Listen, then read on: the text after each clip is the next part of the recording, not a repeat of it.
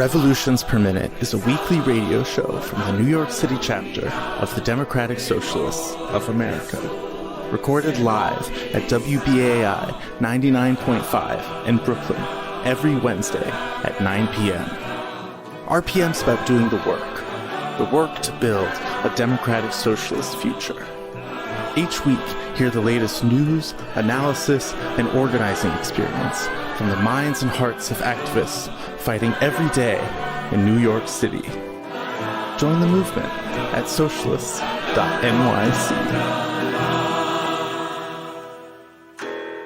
Hey, New York City, you're listening to Revolutions Per Minute live on WBAI, a socialist radio show and podcast from members of New York City Democratic Socialist of America.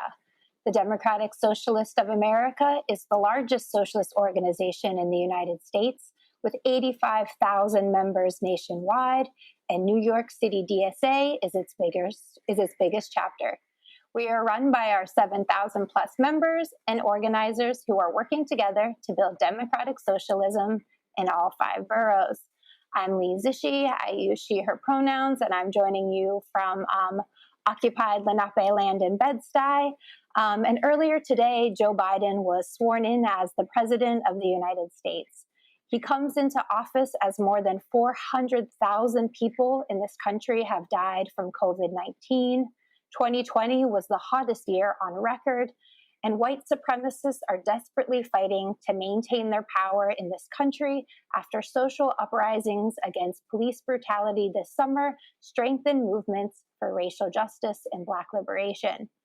Biden ran his campaign for president as a centrist Democrat and has since proposed a $1.9 trillion stimulus plan called the American Rescue Plan and announced 17 executive actions he plans to take on day one that many in the mainstream media are describing as Biden's way of dismantling Trump's legacy. Today with our DSA comrades, Robert and Gustavo, we'll talk about how Biden's plans leave out many struggling people, including essential workers, and why Biden must go further in the first 100 days of his administration and embrace bold policies that democratic socialists and many grassroots movements across the country are organizing for, like defunding the police and a Green New Deal, in order to truly dismantle Trump's legacy. We'll also hear from Desiree Joy Frias, who's our amazing RPM comrade who has been on the ground in the Bronx, where Teamster union workers are striking at Hunts Point produce market. But first, the headlines with Simone Norman. Mayor de Blasio unveiled a new budget reduced by $5 billion from the budget he proposed last month due to a sharp decrease in property taxes in the wake of the COVID-19 pandemic.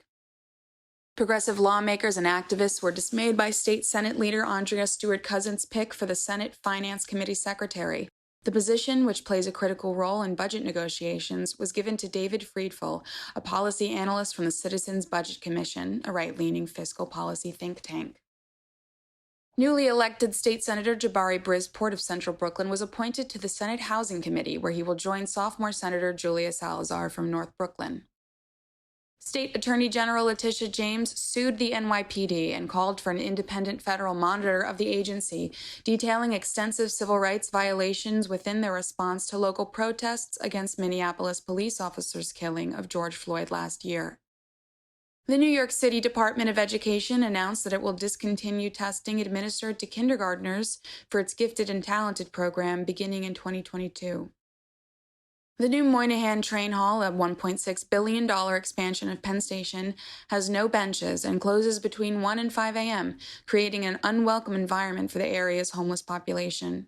Cuomo has also announced a $60 million connection between the train hall, which will soon include dining and retail offerings, and the High Line.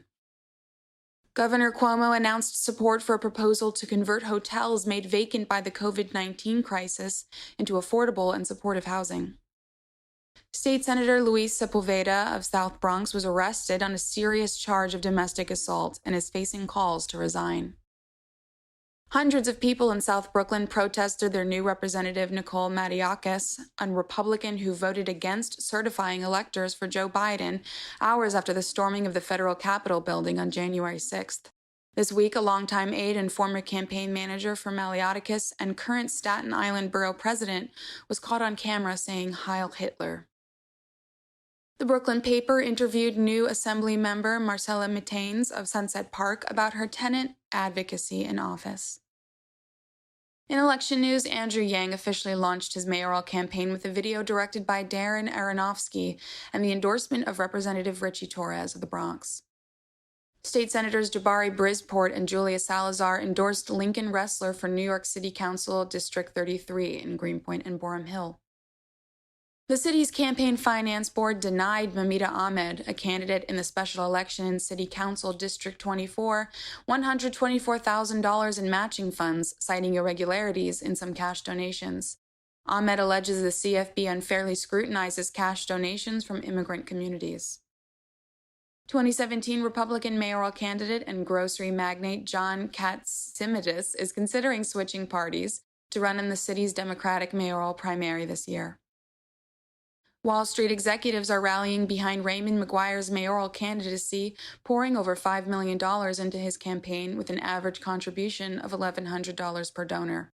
As a result of the large donations, the city's public campaign financing system will make additional funds available for smaller donor campaigns that qualify for public matching.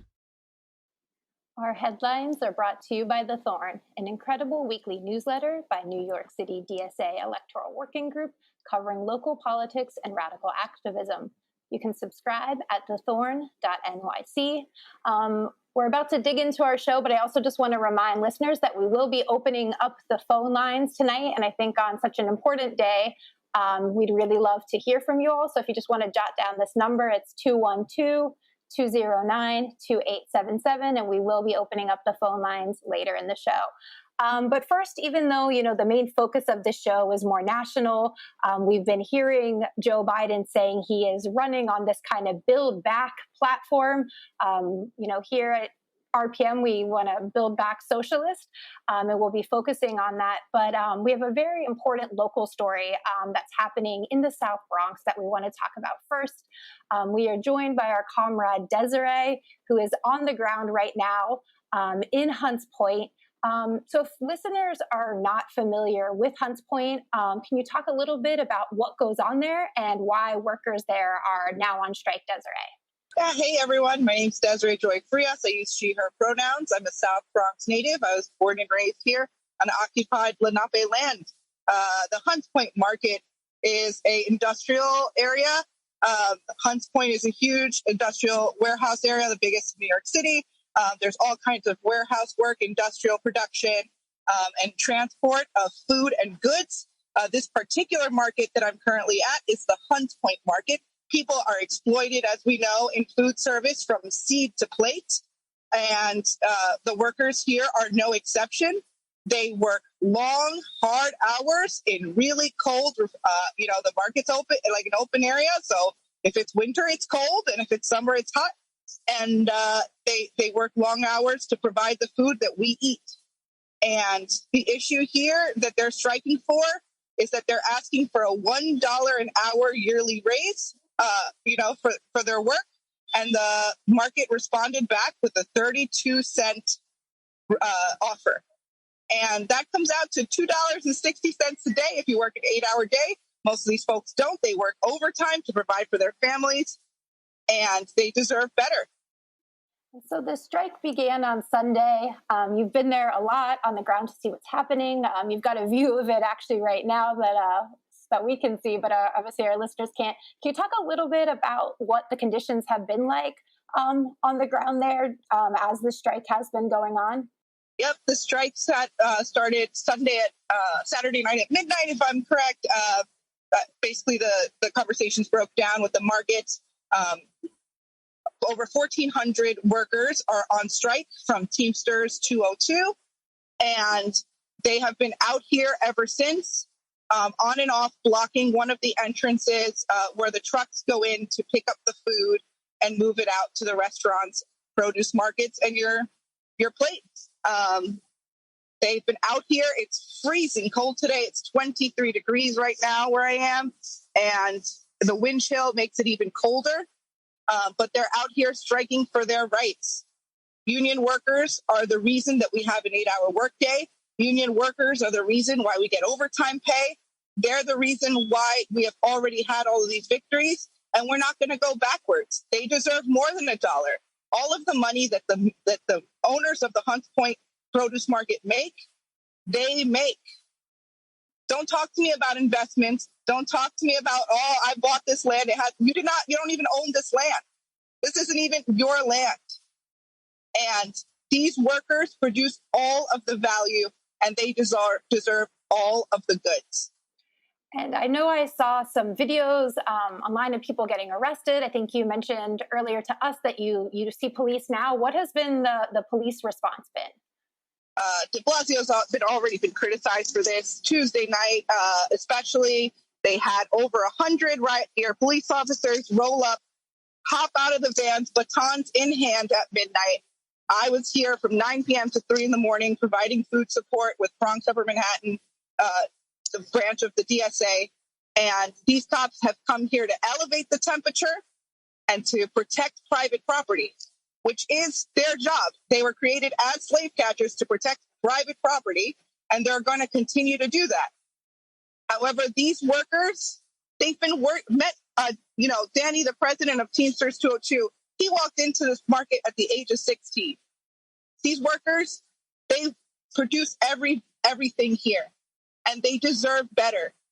And they deserve more than the $1, but the $1 is a good place to start. Yeah, and as we know, police have a very, very long history in this country of taking the sides of the bosses. Whether it was from coal strikes and just throughout history. In fact, the cops just moved in right now, so the workers were blocking the trucks from moving in to come and get produce, and the cops just moved the strikers back. And they also have, I don't know if the horses are out on the other side of the street, but they brought 3 trailers that I saw driving in. Each trailer has 2 horses, and they're bringing animals to use against Black and brown people, again, which we have a history of doing in this country. Yeah, and looking kind of at the bigger picture, which we're hoping to do during this show. I just saw that, Bernie Sanders tweeted out his support of the striking workers. Haven't seen anything from, our now president, Joe Biden. We're going to talk a little bit more about some of his plans, but has anything that you've seen in what Joe Biden has proposed, whether it's these executive actions he's taking, or his proposed stimulus plan that would really address any of these issues being brought up by Hunts Point workers and other essential workers when it comes to wages and healthcare? Unfortunately, the Biden American Rescue Plan doesn't go far enough, not only to address the economic and health harms that were caused by the COVID-19 crisis, but they exacerbated structural harms that had existed for the last 200 years of our existence here and occupying this land. Yeah, and, I saw also that Congresswoman Alexandria Ocasio-Cortez was there tonight, and brought up the fact that the strike began around MLK Day, and that Martin Luther King spent his final days striking with the sanitation workers. And so, any other thoughts, Desiree, while you're there? And please make sure that you keep us posted throughout the show of what's happening there. Yeah, absolutely. I've been feeding these folks for the last 3 days, and I got to tell you, they're incredible, incredible people. They're on their feet 8, 10, 12-hour days, 40, 50, 60-hour shifts to move apples and oranges from this market to your plate. Every bite you eat, you have to think, where did that food come from seed to your hand? And the folks that were involved in moving it there, and many times are exploited, the Black and brown workers that are exploited to produce food in this country and then to serve food in this country. And they're asking for $1 raise. They're not asking for the moon. We know that the owners of the market have paycheck protection plan, federal money. They have state money. They have city money. They're good. They have jobs because the workers move the food, and they deserve their fair share. Solidarity, and thank you so much for being there, Desiree. And solidarity forever. You're listening to Revolutions Per Minute on listener-sponsored WBAI New York City, broadcasting at 99.5 FM and streaming on your favorite podcast app.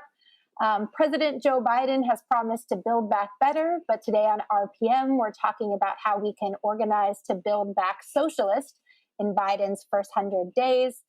We just heard from our comrade Desiree, who is on the ground right now, supporting striking workers at the Hunts Point Market. And now we're also joined by Gustavo Gordillo, who is with the New York City DSA Eco-Socialist, who was actually also just on the ground at Hunts Point not too long ago, but is joining us now to talk a little bit about climate stuff. Welcome to RPM, Gustavo. Thanks for having me. I'm really happy to be here again. I think this is my second time on the show. Yeah, we're so good to have you. I'm going to dig in soon about climate. Just before we do that, though, I just wanted to, see if you had any thoughts about what we just discussed, with the striking workers and maybe, any connections between, labor and eco-socialism. Totally. We, as socialists, we have to recognize what like a special, unique opportunity for class struggle strikes pose for us. They're really the moment where the working class can manifest its leverage against bosses by withholding our labor. And anytime workers are doing that collectively, it's crucial for socialists to be there with them, showing solidarity. And it's been really amazing to see NYC DSA really leap to action to show solidarity. Like Desiree has been doing amazing work, providing food and other supplies that workers need while they're striking, and showing people that the broader community has their back, that they're not making these demands in isolation. The working class in so many parts of the country has been beaten down for decades, and workers are they've been kind of trained not to believe that they can win or that they have power. And so these moments are really inspiring to see and important for us to show up. Yeah, and one way to further connect it, when I think of Hunts Point, I start thinking of the pipelines that go under the water there that, really connect Queens and the South Bronx. For me, as somebody who does a lot of this work, I think about Con Ed has a pipeline that goes right under there that's now being expanded when we could be, training workers to build the alternative. Totally. And there are the peaker plants right nearby, some of the most polluting infrastructure in the city. And the warehouses where these workers work is it's a choke point because 60% of our produce in the city flows through these warehouses, and yet this is one of the areas of the city that's most vulnerable to flooding, to rising sea levels, and to climate change. So it's this confluence of climate justice, worker justice, racial justice. Yeah. And, speaking of fossil fuel infrastructure, one of Biden's, he's put out these 17 executive actions he wants to take on day one. One of them is canceling the Keystone XL pipeline, which if people aren't familiar, it's a dirty tar sands pipeline that would bring tar sands oil from, so-called Canada through indigenous lands in the Midwest. Biden has, made one of his major issues canceling this pipeline.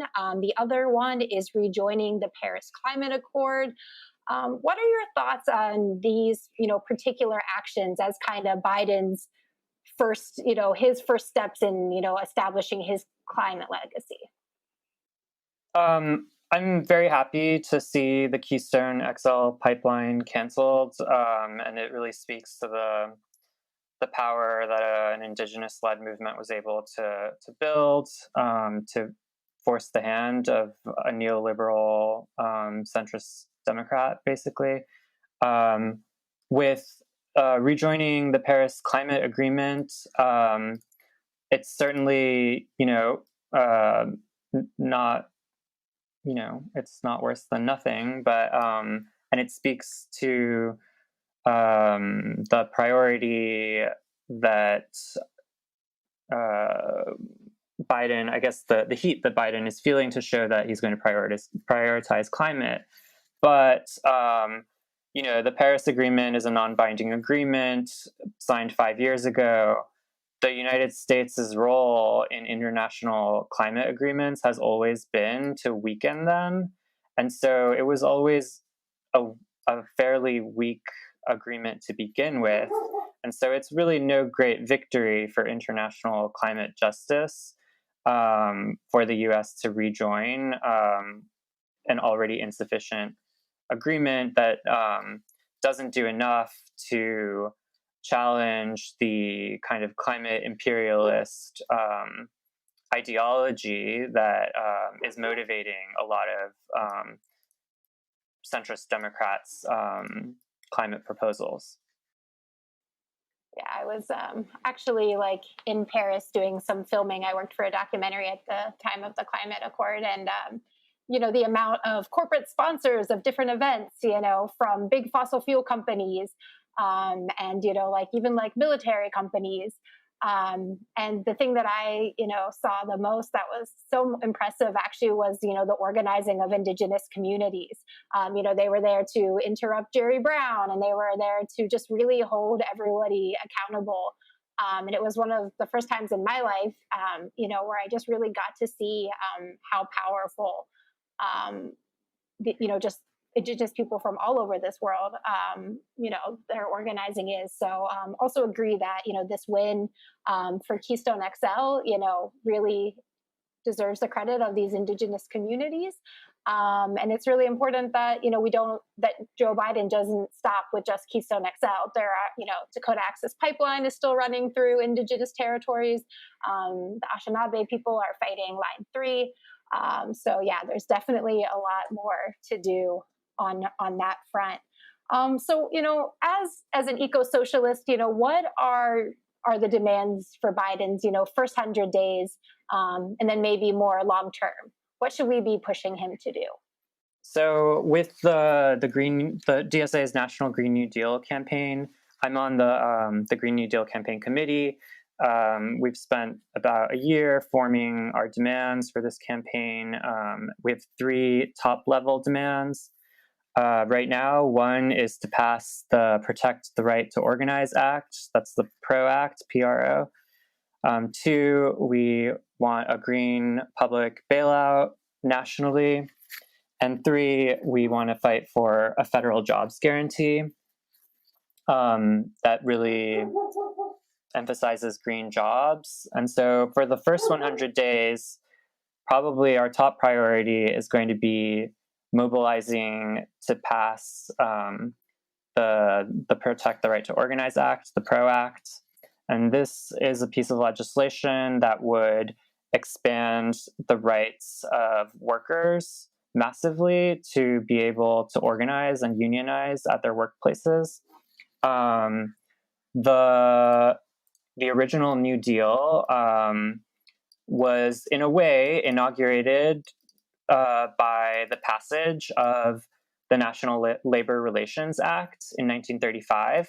And before that, in 1934, there was a massive series of strikes all over the country that made that victory for workers possible and for the working class. And the PRO Act would amend the National Labor Relations Act, which has really been chipped away by the capitalist class for decades. And it would really expand the rights of workers drastically. And so, what we're seeing now in Hunts Point, the strikers are being threatened by their bosses with scabs, with replacement workers. The PRO Act would make it illegal for bosses to replace striking workers permanently with scabs, for example. And so that would increase the amount of power that strikers can rely on or can draw on to put pressure on the capitalist class. And one of the reasons that we really want to emphasize the PRO Act and the right to unionize as part of a Green New Deal is because the climate movement and the working class right now is still not yet powerful enough to win the demands that we want to really build a socialist future.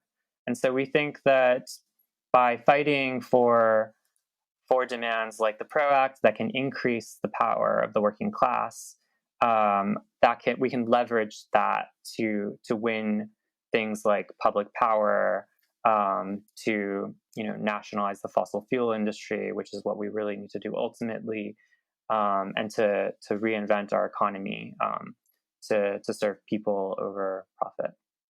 It's very cool to hear you talk about that vision while also, we're all on a Zoom together and Desiree is showing us this video. We can see the Teamsters there. They've got their, Teamster jackets on. They're out in the cold and the solidarity. I can feel the vision coming forward. So I just kind of want to dig in a little bit more into, what the Democratic Socialist vision of a Green New Deal is, and what groups like Sunrise Movement are fighting for, because obviously we've seen a lot of co-option. Governor Cuomo will throw around a Green New Deal. Mayor de Blasio will throw around a Green New Deal.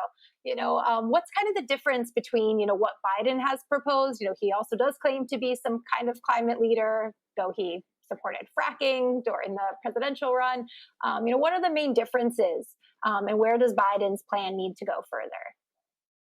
Yeah, it's always been a big concern of mine that the Green New Deal, because it's a relatively undefined framework and sets of proposals, that I have always considered it something that's very vulnerable to co-optation by neoliberals to serve the capitalist class.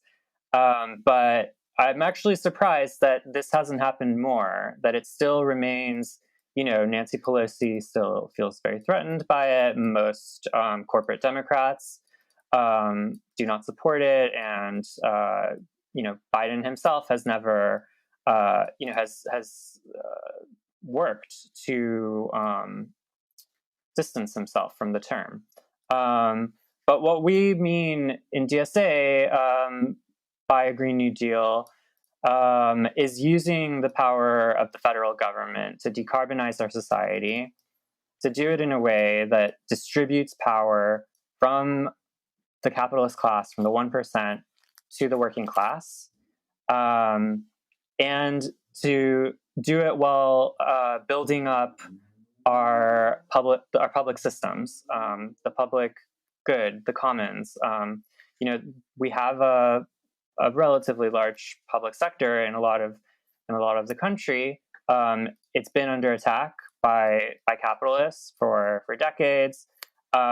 This is an opportunity to decarbonize the public sector, to decarbonize schools, public housing, all kinds of public building, to expand public transportation, to decarbonize our publicly owned utilities that are all over the country, and to bring investor-owned utilities into public ownership and to decarbonize them.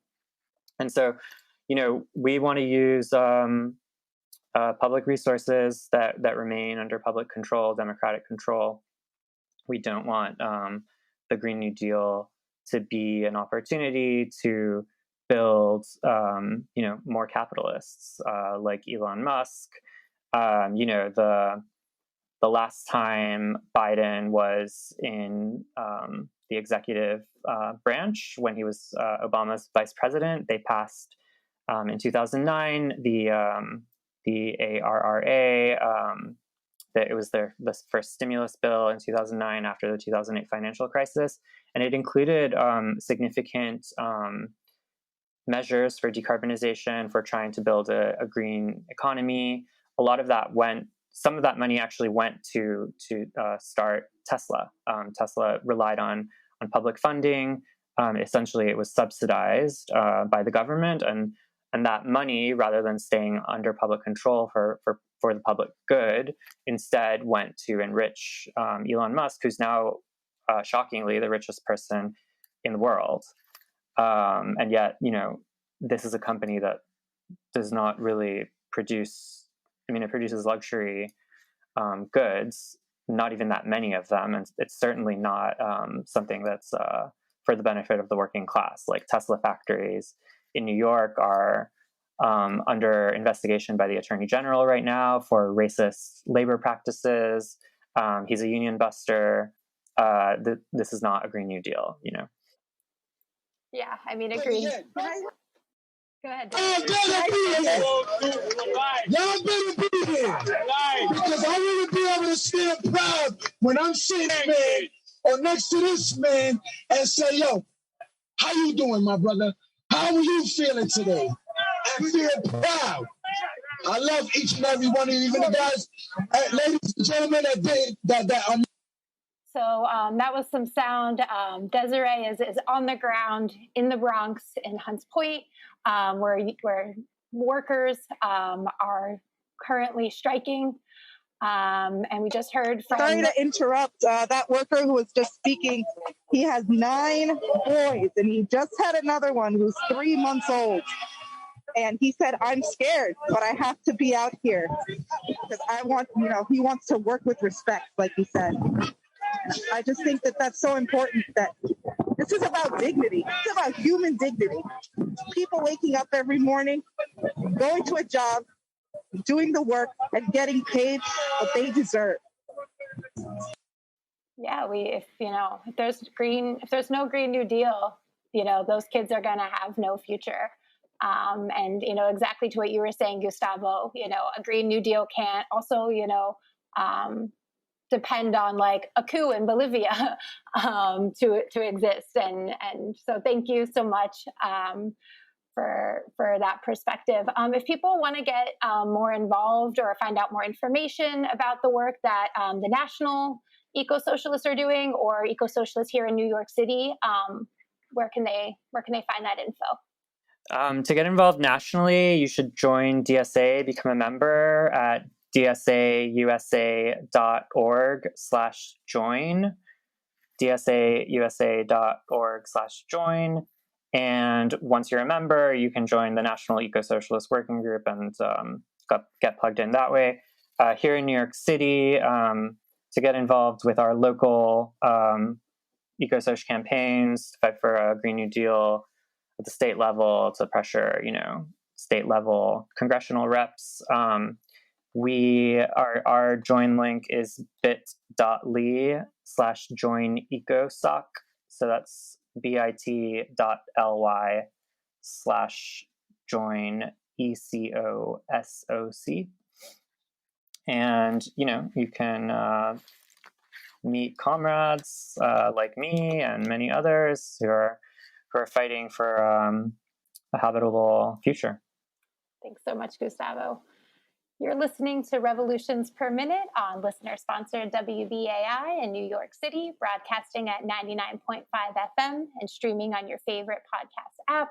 Today, we're talking about how we can pressure Joe Biden in his first 100 days, not just to build back, but to build back socialist. But if you're listening today, you probably know that, WBAI is a listener-sponsored station. I think we're having conversations that aren't happening on the mainstream media. We literally have our comrades reporting from, live from a protest happening right now. All of our guests were coming from other protests that they were at. We're really giving you content from working class people who are fighting on the ground. So if you appreciate that content, please consider becoming a WBAI buddy for Revolutions Per Minute. You can go to WBAI.org. You can also call 620-3602. Just a reminder, too, we will be opening up the phone lines a little later in the show. That's a different number, but I'll give it to you then. And now I'd like to bring on Robert Cuffey, who is also with us today. Robert is a member of the New York City DSA Afro-Socialists and has also been a guest on RPM. So welcome back, Robert. Thanks for having me. I'm really happy to be here. Yeah. And so I want to, dig into, what some of Biden's priorities should be in the first 100 days to kind of address some racial justice issues. But I also kind of wanted first just to, get your personal perspective, how you're feeling today. There's, all these people saying like, oh, Biden is already, dismantling Trump's legacy. Yet, his vice president is a woman who's kind of best moment almost in her presidential run was calling him out as a racist. So, as a Black American, how are you feeling today?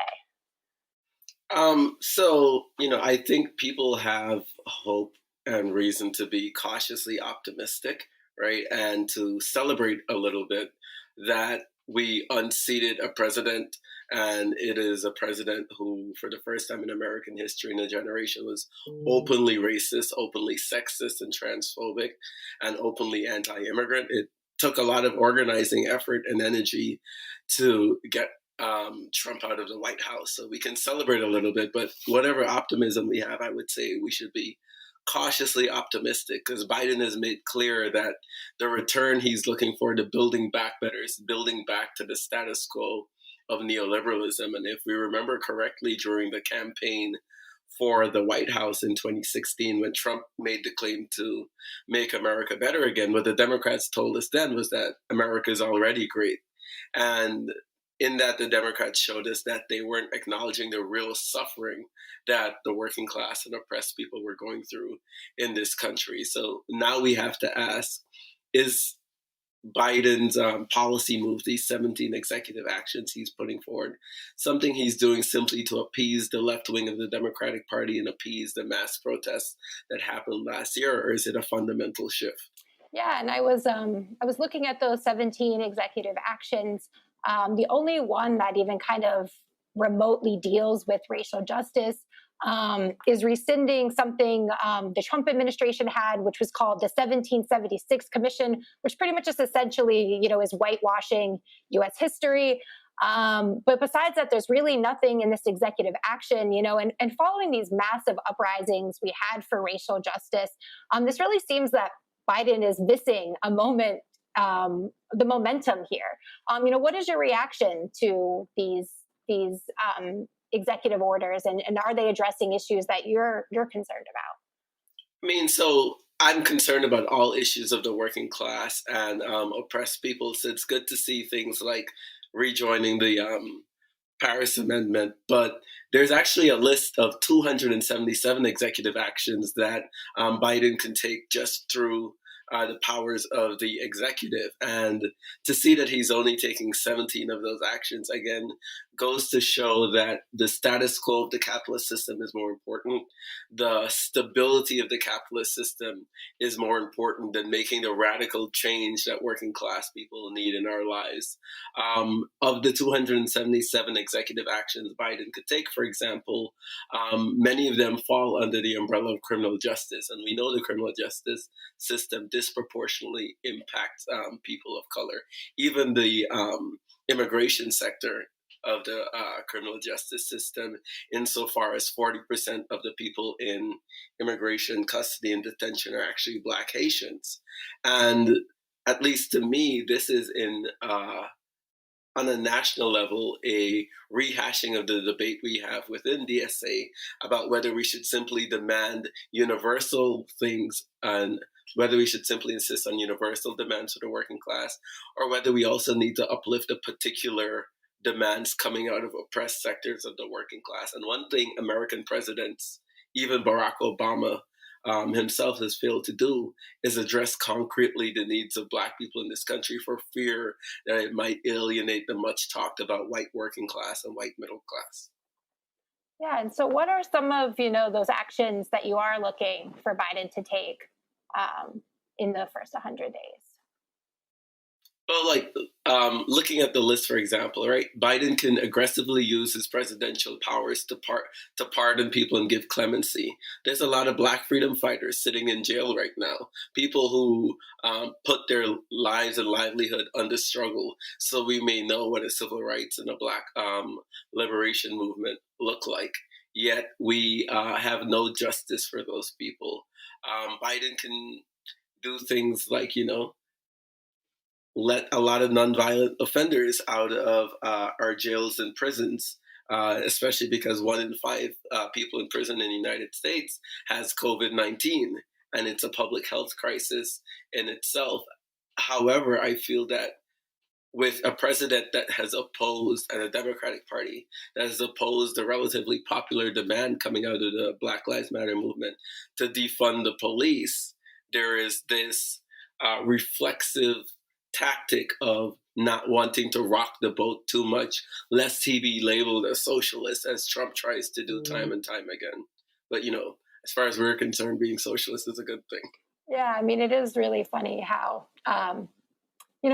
the Republicans really tried to use that as such a thing. And all of us are like, we wish Biden was a socialist. You mentioned, the prison industrial complex and all these things that, Biden could do to address that issue. Also just looking through his proposed stimulus plan when it comes to vaccines in prisons and healthcare materials, PPE for prisons. There's what I saw was just, unspecified funds. So it doesn't really seem also like something he's making a priority with this stimulus plan that he's proposing. One other thing that you also, I feel like, kind of touched on with this too is, it's like our freedom fighters in jail still is, after this white supremacist attack on the Capitol, there's a lot of calls for more security or more laws to, prosecute domestic terrorists. But, as we saw with Standing Rock and pipeline fights across the country, like Keystone XL, that's often used to limit protests. So why, as organizers, should we be wary of these kind of calls? And also, how do policies like defunding the police actually make us safer in the long term?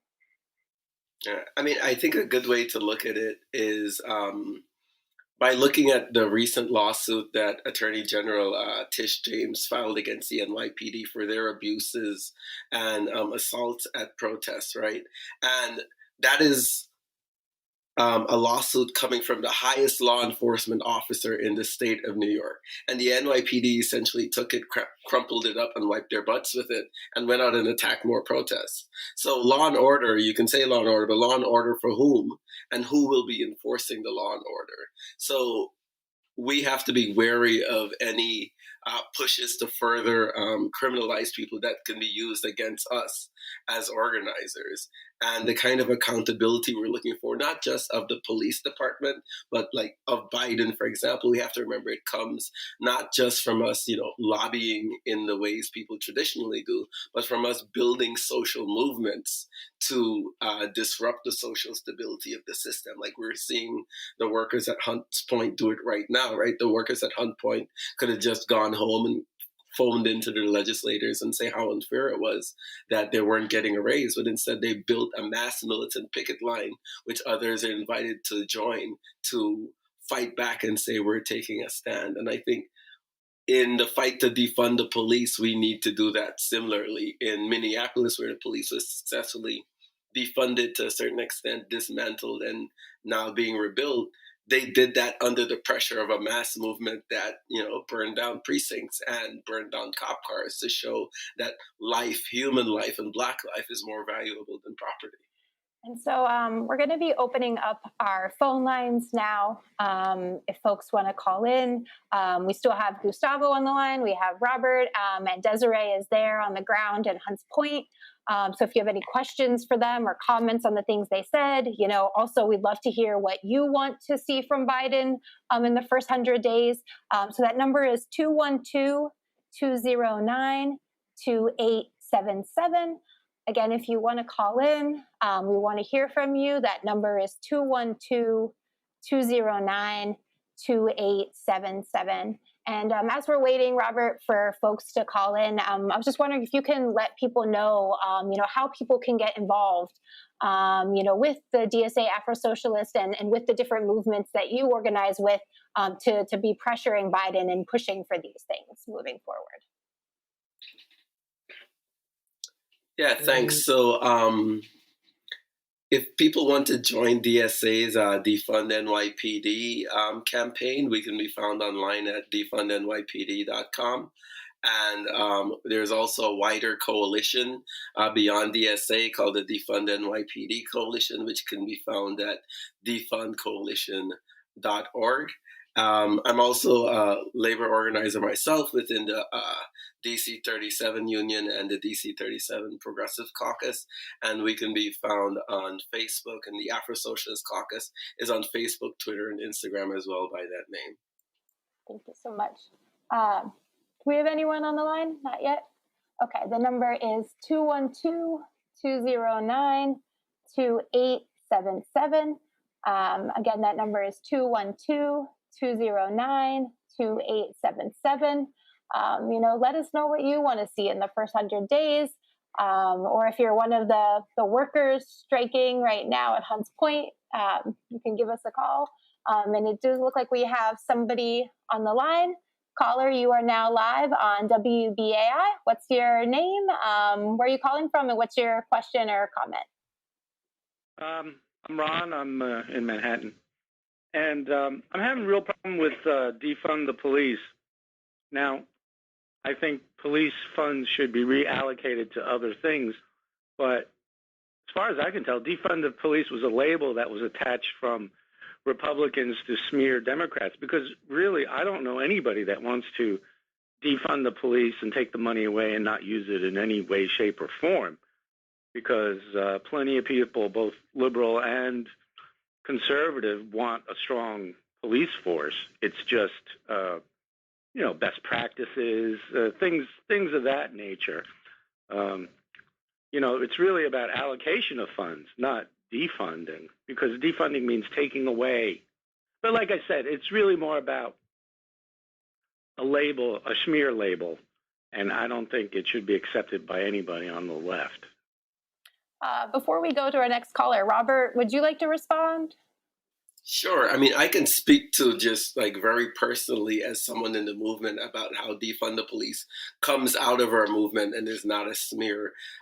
If we take the example of New York City and the NYPD, which has a $6 billion budget, to defund the police and ask for them to be defunded by $3 billion is simply to ask that the NYPD return to its funding levels of approximately 20 years ago. And that bloat in their budget would mean things like not using the Strategic Response Group, which is an anti-terrorism task force to terrorize protests. It would mean not using the NYPD's Vice Squad to criminalize sex workers, and not using the NYPD's Vice Squad to launch stings where innocent Black and brown New Yorkers get picked up by police officers pretending to be sex workers or soliciting sex workers. So it's a very practical thing in the lives of people of color. So maybe the caller is not a person of color who's gone through daily experiences with the police and is unable to relate.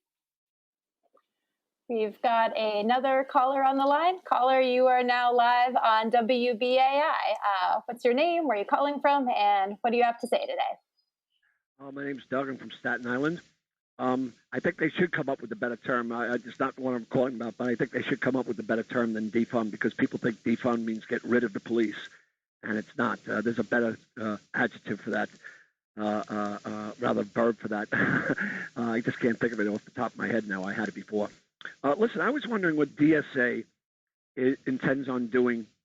The whole idea of API and the Koch brothers and the petroleum industry and so on, the whole idea of their being staunchly supported by the United States is that the only way the U.S. is able to stay supreme around the world as the number one monetary unit around the world is because everybody has to buy oil in dollars. They can't buy it in euros. They can't buy it in any other denomination. China's tried to move into that with their introduction of their own currency. So the whole idea of us getting rid of the American Petroleum Institute and oil is kind of almost like a bit of a pipe dream, unless we could somehow convince the world that going into geothermal, water, hydropower, things of this nature is going to be controlled by the United States, which it's not. So how does the DSA look at that problem? That in order for us to decarbonize and to stop the oil interest from controlling this country, we have got to somehow not have to worry about, well, as soon as we take oil off the market, the U.S., with its biggest debt ever, is going to be penalized, and therefore, we can't do it. Gustavo, do you have a response to that?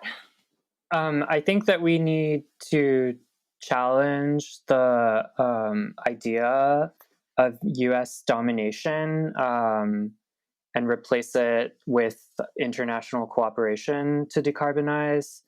It's true that, certainly Biden is proposing, a kind of green arms race between countries, and his vision, I guess, is for the U.S. to beat the other countries at producing lots of green infrastructure. This approach can never really solve the climate crisis, because every country has to decarbonize, and the effects of the climate crisis are going to be unequally distributed. Most of the harms will be in the global south, while the countries that have been historically responsible for creating the crisis will suffer fewer consequences. So we need a redistribution of power away from countries like the U.S. and toward countries like Bolivia, and Bangladesh, etc. And moreover, the current global power dynamic is set up to benefit the capitalist class only. It's not as if the U.S. working class is benefiting from so-called U.S. domination. Thanks so much, Gustavo. Very briefly, Desiree, if you want Whitney to speak, and then we have one more caller on the line. Hi, guys. You are live on WBAI right now. It's a little bit loud with the music, Desiree, so I think we're going to go back to the caller. We have one final caller on the line. Caller, if you can keep it brief, so we have time for our panelists to respond. You are now live on WBAI. Thank you so much for taking my call. I'm at lumpenproles at lumpenproletariat.org. And, there's so much to say, but within the first 100 days of Biden, honestly, I don't expect very much. I used to work with Abby Martin at Media Roots, and the thing that we hit it off together was the fact that we both recognized that it was a two-party dictatorship. And one time that she was going to go interview Ralph Nader, we put it up on her Media Roots website. I asked her to ask Ralph Nader to, say, hey, make sure you ask Ralph Nader if he thinks the system's rigged.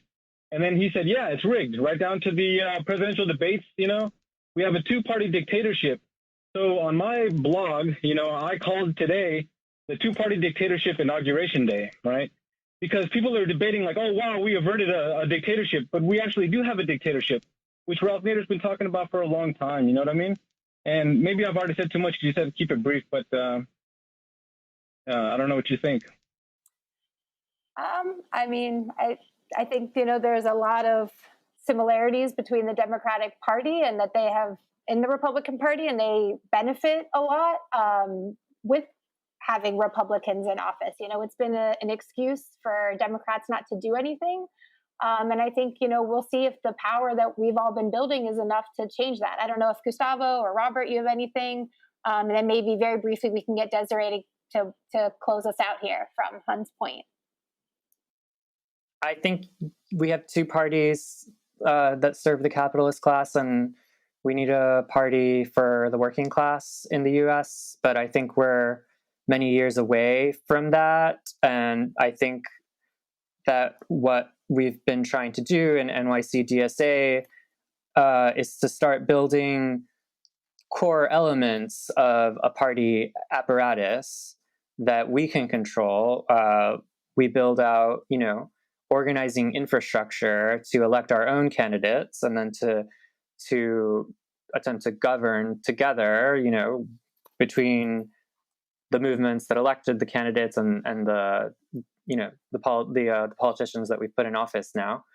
But I still think it's a long timeline before we can have a full-blown party of our own with a ballot line and everything like that. Desiree, we have about 1 minute left. Do you want to close us out from Hunts Point? Hi guys, this is Whitney, who Desiree threw me on real quickly. Just coming from you guys, we have a really good crowd out here tonight, even though it's like super chilly. So glad to say hi. But I can pass that on over to Desiree so she can close it out. She has to say hi. Wasn't sure. They just want you to close it out. Oh, I was just saying if you had any final words from Hunts Point, and also, where can people find out more about what's going on there? The final word from Hunts Point is come out and support. It's a 24-hour strike until they get the dollar. Everyone's out here organizing. We have food, we have water, we have everything you need. So just bring your body out here, stand on the line, shoulder to shoulder with the people that are feeding you and caring for you. And so find out more, connect to NYCDSA on Twitter. There's a Cash App. If you can give money, you can bring food and come and support. Thank y'all. Thank you so much, Desiree, for your reporting, and for Robert and Gustavo for joining us. You have been listening to Revolutions Per Minute on WBAI. You can catch all our episodes, including past episodes with Gustavo and Robert, on our Simplecast. And we will catch you next week, New York City. Have a good one.